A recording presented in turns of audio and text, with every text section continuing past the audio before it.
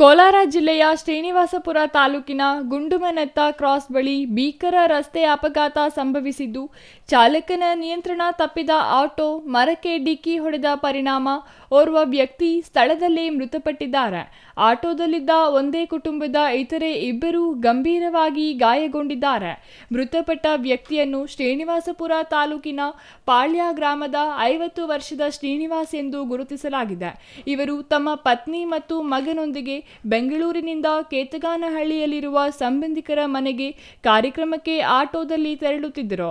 ಈ ವೇಳೆ ಗುಂಡುಮನೆತ್ತ ಕ್ರಾಸ್ ಬಳಿ ಆಟೋ ಚಾಲಕನ ನಿಯಂತ್ರಣ ತಪ್ಪಿ ರಸ್ತೆ ಬದಿಯ ಮರಕ್ಕೆ ವೇಗವಾಗಿ ಡಿಕ್ಕಿ ಹೊಡೆದ ಕಾರಣಕ್ಕೆ ಅಪಘಾತ ಸಂಭವಿಸಿದೆ.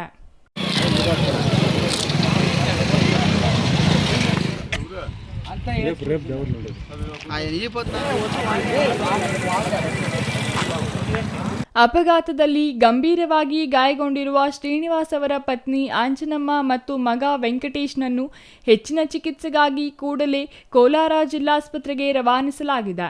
ಪ್ರಸ್ತುತ ಅವರು ತೀವ್ರ ನಿಗಾ ಘಟಕದಲ್ಲಿ ಚಿಕಿತ್ಸೆ ಪಡೆಯುತ್ತಿದ್ದಾರೆ ಎಂದು ತಿಳಿದುಬಂದಿದೆ.